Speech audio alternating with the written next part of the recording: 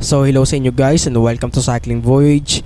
So bali sa video ito, ituturo ko lang sa inyo yung ilang mga bagay na dapat nyo malaman about sa mga disc brakes ng ating bike. So tara, pag-usapan natin yan. Okay, so pinakauna na kailangan nyo malaman is merong dalawang klase ng disc brakes. Na andyan yung mechanical at saka yung hydraulic disc brakes. So bali yung dalawang klase ng disc brakes na yan, magkaiba yan ng mechanism kung paano gumagana. So unahin muna natin yung mechanical. So bali itong mechanical, kung i-compare sa hydraulic ay mas basic yung kanyang mechanism. So pag sinabi kong basic, kung i-compare kasi sa hydraulic, hindi siya kasi ganun kakomplikado kung paano siya gumagana. Tignan muna natin yung kanilang pinagkaiba sa itsura.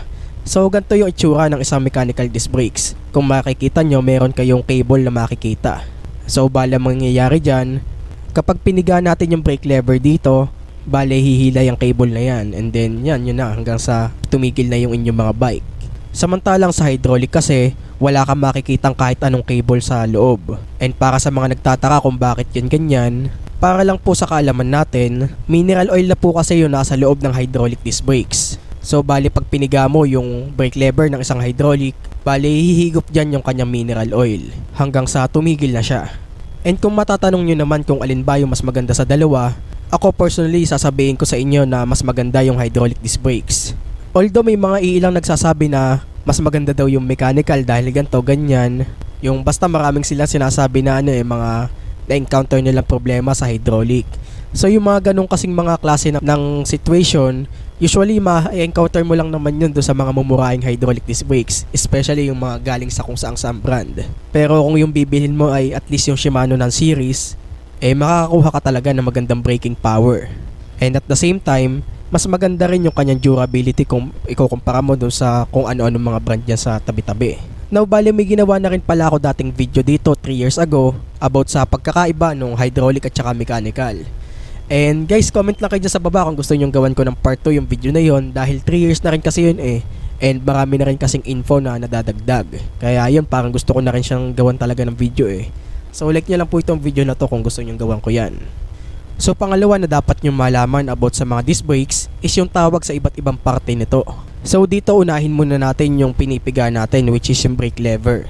So ayan, brake lever po yung tawag dyan. Yung iba naman handle brake yung tawag dyan So bahala na lang kayo kung alin yung prefer nyo.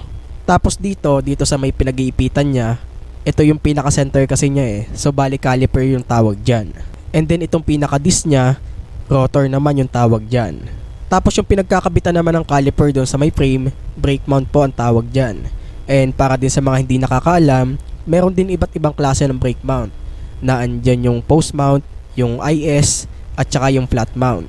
Although yung sa IS at saka doon sa post mount, basic lang naman kasi yung adapter nyan Kumbaga yung para sa post mount is pwede sa IS, and yung para sa IS is pwede rin naman sa post mount. Basta may adapter. And usually naman yung mga brake set calipers na mabibili natin, meron na rin naman yung adapters na kasama. Pero sa flat mount nga lang, medyo iba-iba nga lang yung case kasi bago pa lang din kasi ito So bali itong flat mount, sa ngayon madalas mo lang itong makikita sa mga gravel bike at saka road bike. And sa MTB, bibihira ka palang makakita nito. And at the same time, napaka-limited pa rin talaga ng option para sa flat mount. So halos wala ka pa rin brake set na makikita about sa flat mount masyado. Kumbaga hindi pa siya ganun ka-common. Pero ang good news, meron na rin namang adapter para dito. Kumbaga yung para sa post mount ay pwede na sa flat mount ngayon.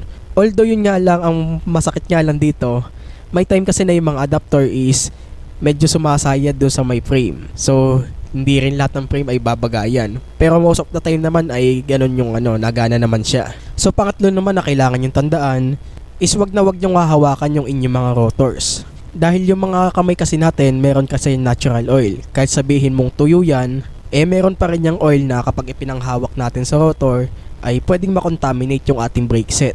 Although hindi naman siya agad-agarang hihina at hindi naman siya yung isang hawak lang agad, contaminate agad. Pero yun lang, sinabi ko lang din ito para maging aware kayo. Baka kasi halimbawa inaayos natin yung ating mga wheelset, tapos hinahawak-hawakan natin yung ating mga rotor, tapos nako-contaminate na pala hindi nyo pa alam. So yun yung mga kailangan nating malaman. And syempre guys, wag din kayo mag-a-attempt na patakan ito ng iba't ibang mga lubricant gaya ng WD-40 or even degreaser. Kasi meron kasing ibang nagsasabi na effective daw ang degreaser sa rotor, which is hindi. Kasi yung mga degreaser din kasi, kahit degreaser yan, meron din yung kasamang oil. Kaya naku po, hindi ko yun may re-recommend talaga. So para sa akin ay anuhin nyo na lang yan, hayaan nyo na lang yun na ganyan. So bukod sa ating mga rotors, kailangan din nating bantayan yung ating mga brake pads. Yun nakalimutan ko lang sabihin kanina about dun sa iba't ibang parts ng brake set. Meron pa palang brake pads, so ayun, nakalimutan ko. So ayun, yung brake pads, bale ito yung nasa loob ng caliper na umiipit to sa ating mga rotor. Tapos yung ating mga caliper, meron din yung piston sa loob. So bali yung piston, yun yung tumutulak do sa brake pad kapag piniga natin yung brake lever. So pag piniga natin yung brake lever, bali tutulak doon yung piston, itutulak niya yung brake pads, and then pag itinulak niya yung brake pads, iipitin nun yung rotor, and then yun, titigil na yung bike. So panglima na kailangan nating tandaan is kailangan nating i-maintenance yung ating mga brake set. Now, like I said nga kanina, meron tayong dalawang klase ng disc brakes na andyan yung mechanical at saka yung hydraulic. So bali mechanical, mas basic kasi maintenance kung i-compare sa hydraulic. Usually naman kasi yung maintenance na ginagawa sa sa mechanical is yung pag-a-adjust lang naman ng cable. Halimbawa, habang tumatagal lumuluwag ng lumuluwag, di adjust lang yan hanggang sa maibalik ulit sa dati. And madalas yun nagkakaganyan kapag napupudpod yung brake pads So pag pudpod na yung brake pads kailangang habulin yung tension. And at the same time sa hydraulic disc brakes naman, medyo komplikado kasi siya yung maintenance niya kung i-compare sa mechanical. For example, unang-una na nga dyan is yung regular na pagpapalit ng kanyang mineral oil. Although hindi naman ganun kadalas, pero kailangan pa rin nating paltan lalo na pag madumi na. Which is rin yun, matiltil din na trabaho yun. Marami ka rin tools na kakailanganin. And then mayroon pang iba. So yun, since medyo iba kasi yung topic natin ngayon, kayo na lang pong bahala mag-search kung ano pa ba yung magandang maintenance about sa inyong mga brakes. So pang last naman is kapag nagkakabit ka ng rotor bolts, kailangan meron kang pattern na pa-star. Hindi siya yung ikakabit mo ng sunod-sunod. Dahil yun yung nakikita ko madalas na pagkakamali ng karamihan yung pagkakabit ng sunod-sunod. Ang nangyayari kasi pag ganito yung kabit mo, nang lalagas tuloy lagi yung ating mga rotor bolts kasi hindi nagiging even yung tension niya So, syempre yun nga kapag pumapreno ka na nagte-tension yan and then yun, natatanggal. Minsan nga kahit nga may pattern na natatanggal pa rin di lalo pa kaya kung ikabit mo siya ng mali. Kaya yun, kailangan din nating malaman yun. Kasi kapag mali yung pagkakabit mo ng rotor bolts, unti-unti isa-isa manlalagas yan hanggang sa isa o dalawa na lang yung matira.